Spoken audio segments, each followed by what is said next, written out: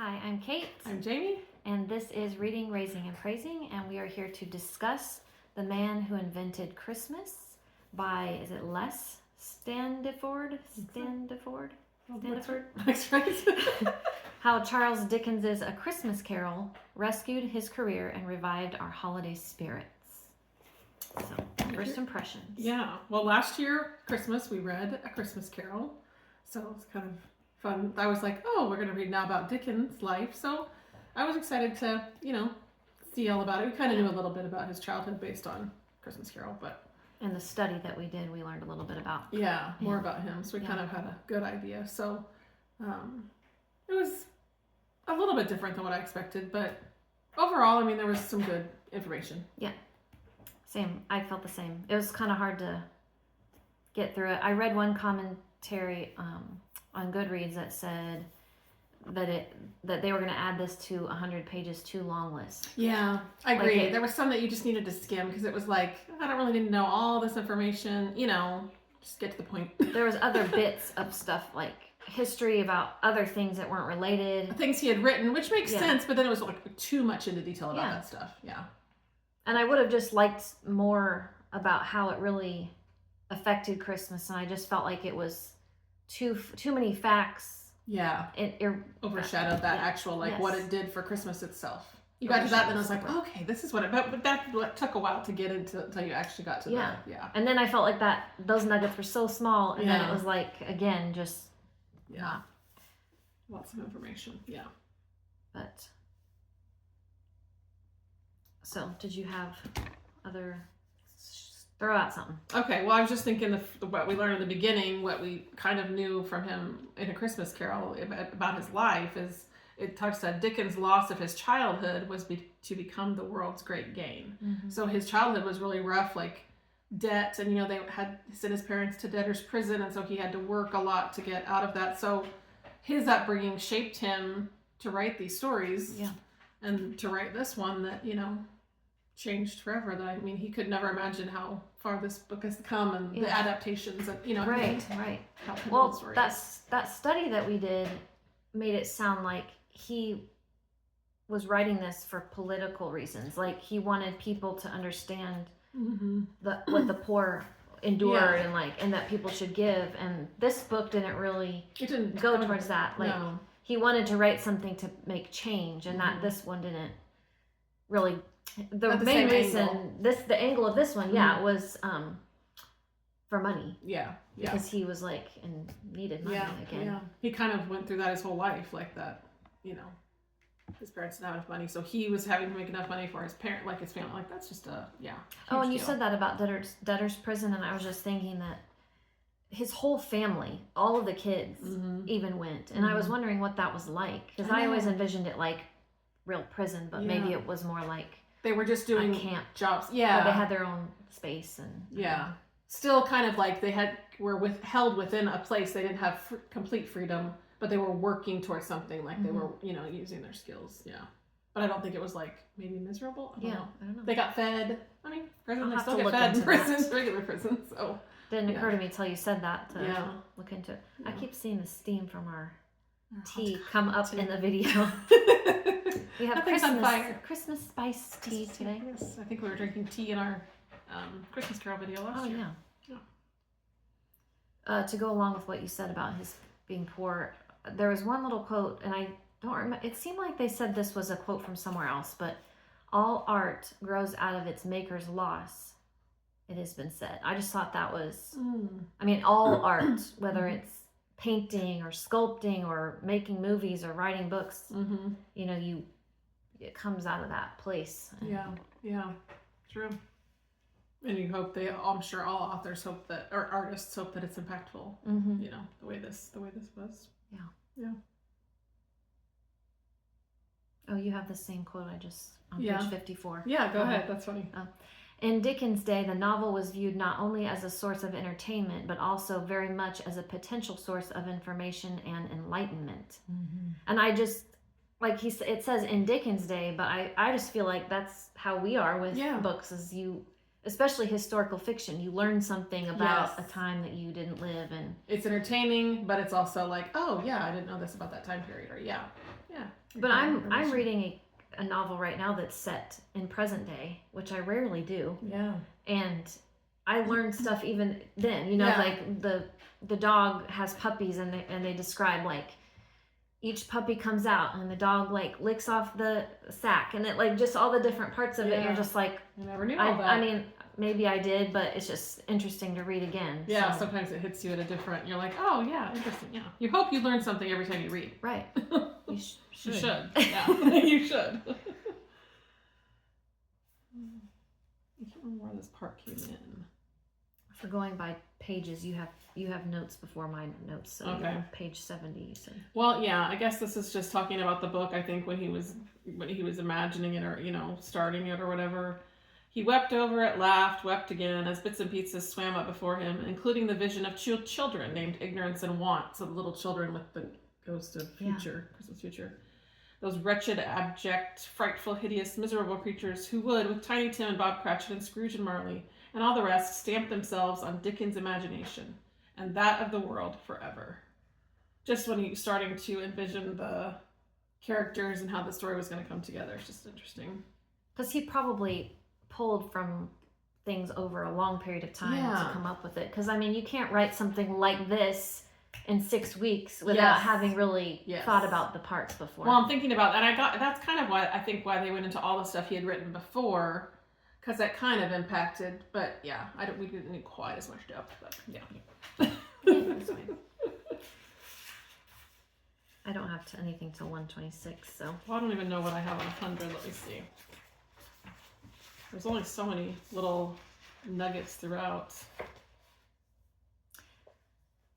Oh, I said something about the money. He was placing his hopes for a resuscitation of his own finances upon a cautionary tale that he had written about money. I just thought that line was so. That was good. I meant to write that one down. Yeah, about money. Yeah, I think I have that one somewhere. Yeah, finances. Yeah, that was 126. So 104 talks about the lack of that Christmas was scarcely celebrated. Like there was no outpouring of Yuletide greetings, no week-long cessation of business affairs through the new year like we have now. We get weeks off. No gift giving, no public display of nativity scenes, no holiday lighting extravaganzas. It says for the first 2 centuries of settlement in New England, Christmas was scarcely celebrated. And it talks about how in the Bible it never really says Jesus was born on December 25th, but this Pope Julius the First during the 4th century designated December 25th as the official date for the birth of Jesus. I never even knew how it was chosen. Well, I remember hearing that they chose it to compete with a pagan holiday to kind of like overshadow. So they do kind of talk about that. And winter solstice or whatever is usually like December 20th time or whatever. Yeah, winter solstice. Yeah, but I just didn't know that like a pope was the one. I guess I never knew that. Yeah, I didn't either. To be that day. Yeah, I wouldn't have known. I couldn't have guessed who would be the one to decide that. Yeah, and I mean the fact that it's stuck now forever and ever. It's just I've been studying recently, and they talk about actually Jesus's birth was more likely around the fall festivals, so like September. So before October. It would totally mess up our calendar if we know that. Yeah. I mean, I guess it's just a cultural. It doesn't really matter. We're just celebrating the day. Yes. What happened or whatever, but yeah, it's just interesting.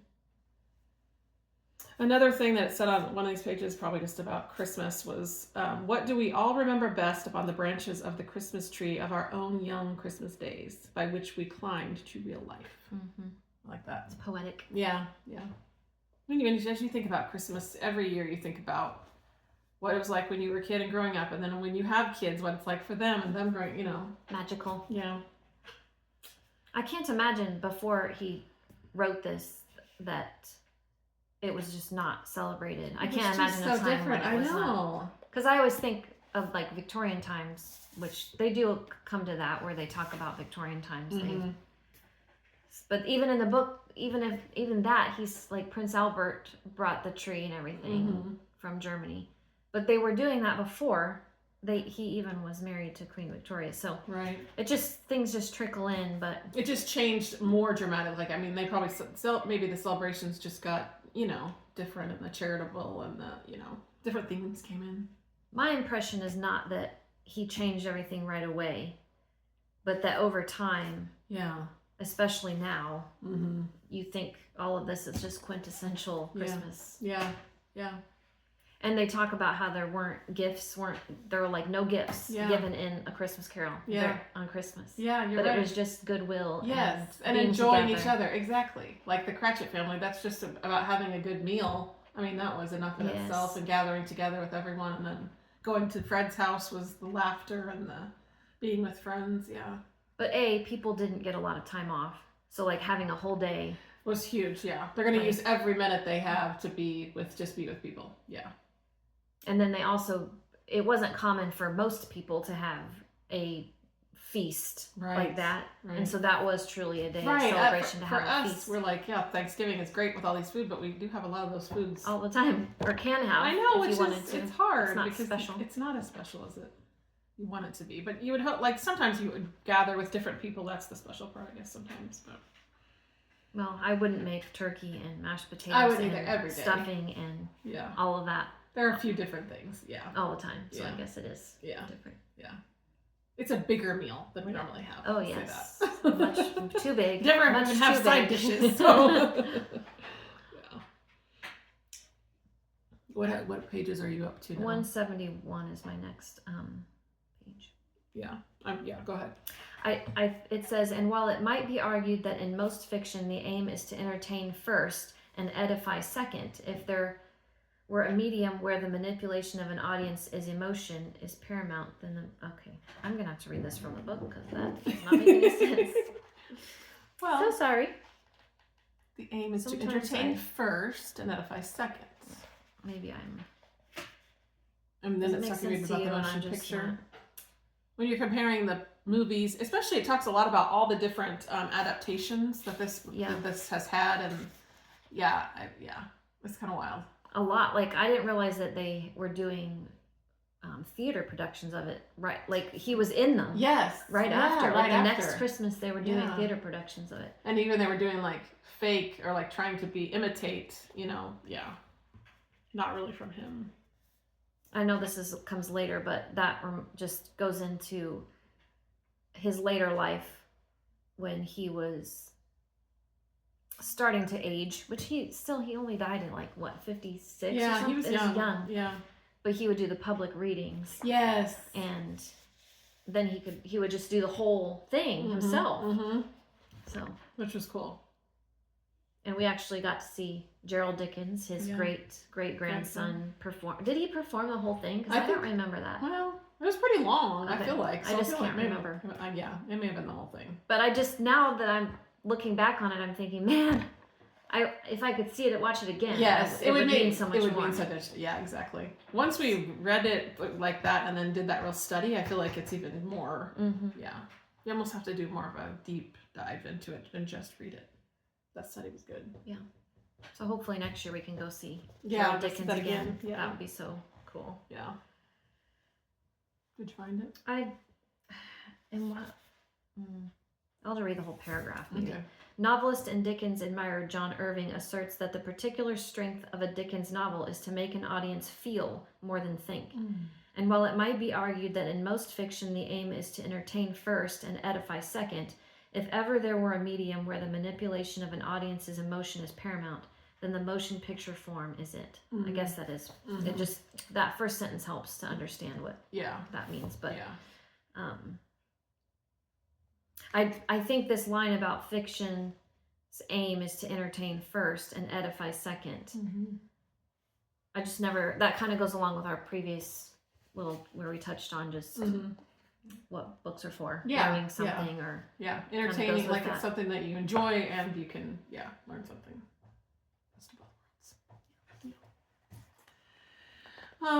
Shortly after that, it talked about Dickens' approach to this whole thing, and it said his approach was to restore Christmas, not lament its passing. So not the fact that it was what it had been, but to restore to restore it to what it what it should be. Yeah. I think he definitely did that with the book. Good time in the world or in the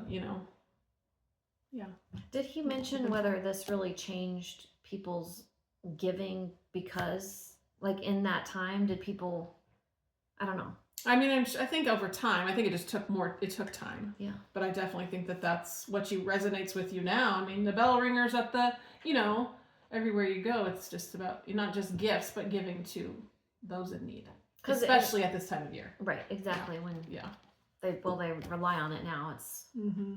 I guess when I read A Christmas Carol, I don't think about the want of people as much as I think about how he just didn't treat people well. Like it was more about his relationships than his heart, the money, giving the money. Although that was part of it, but he needed a heart change before he could give, and so I think that a lot of people probably need heart change before they can give. And also, fun fact that the first Christmas card appeared that same season as Christmas Carol. Yeah, I had that written down too. Yeah, it was kind of interesting to read about the history of the Christmas card. Mm-hmm. It was just what I picked up was this guy wanted to send out a lot, and everyone used to just write individual personal notes, and he was like, I have too many people to do that, so he just hired someone to duplicate a basic thing. And which is great. Yeah. I do like the personal though. I really like Christmas cards. I like when people send pictures of their families and stuff because then you can see throughout like the year how they've grown. But I also like a little message with it. Yes. Or if you're going to send me a regular just a card, put something like a message in there. But like personal. Yeah. Even if it's just one line, like, how's your dog doing? I don't know. I don't know. Or just we've had it's so great to see you when we just bumped into you at the store. I don't. Right. Instead of just signing your name. Yeah. Because then it just feels like you're just sending everyone the same and you're not really thinking about the people you're sending it to, I guess. Right. I don't really send that many. I mean, we've sent cards sometimes, but not every year. So, not that I'm that great at it either. There's our soapbox. Yeah. For the day. This phone that I'm using for notes keeps turning off. Silly phone. I always wondered, Ebenezer and Scrooge, if those names were used elsewhere. Oh, because I never really was that a popular? This had to have been like names from. But Scrooge was a verb used in Dickens's day, meaning to squeeze or crush, and derived from the Old English screws. Yeah, which is like okay, yes, like Scrooge. But that name is like so synonymous. I mean, everybody knows that. If they've never read this book, they know what it is. Yeah, because of so many adaptations too. Right. I mean, you got Disney. Little kids know the story even if they've never, read the book, and then. Scrooge McDuck. Yeah, exactly. I mean, there's so many versions, and they're all pretty good. I was trying to think of this. It just the end just talks about the impact of this piece of literature and just all the different ways that it's gone since then. I mean, he'd probably be amazed to see how his book that he wrote in 6 weeks has. Well, and how he didn't make as much money on it as he wanted to. And think about, do they still, does his family still get royalties for all of what, all of the different things that it's probably not. To as? Probably not. Just because at the end it does talk about the copyright thing. It would have to have been written that way then. I feel like even now, things like that, it has to be a certain way for it to actually pay off in the end. The last thing I had listed was, I was just shocked that he got divorced. Just period that he got divorced. Yeah. And then after had 10 children. And then it sounded, did I read this wrong, that he had like custody of the kids? Because then it said something like he let the wife like see them as often as he could, or some there was some comment like that, and I just was curious what that. Yeah. Maybe because he was a provider. Maybe. I was just thinking, and back then, men, it was different, so maybe the men got more say because of their. Or maybe I misread what it was, but. Yeah, but I was shocked about the divorce too. I was like, wow, they weren't that old. I mean, they had, 10 kids. Yeah, it's incredible. So he's got a lot. He's got to have. I mean, he's probably got a good amount of great grandchildren then to have, and great grandchildren. Yeah. I hope somebody after Gerald will continue kind of doing that legacy, because that was pretty cool. Yeah, you would want to. That's a huge, huge legacy. If I can, I'll post a picture of us when we want to see that. Yeah. I don't know if I'll be able to add it in there without completely modifying this video. Yeah. So what do you think star-wise? This one's a tricky one. I feel bad because I want to say a 2. Yeah. Because 2.5. Yeah, so I was gonna maybe go with a 2.5. Yeah. It's the good information, but I wasn't like, I didn't love it. Yeah. If it was any longer than this, which it was, what, 200 something pages? Yeah, I would have been like, can't do it. Yeah, 226 without the end paper notes and bits, which I did not read. I'm gonna go with 2.5. Yeah. I mean, it's worth if you just pick it up and skim some parts and read those good parts to just get that, but yeah. Because a 2 on the Goodreads scale is it was okay. Yeah. And 3 is I liked it. Yeah, so we're kind of between. So I really feel like it was okay, yeah. but I kind of want to give it that extra boost of a half star because it's Dickens. I know. So. Exactly. About him. Right. All right. I'm good. Okay. So thanks for watching. Keep on reading, raising, and praising.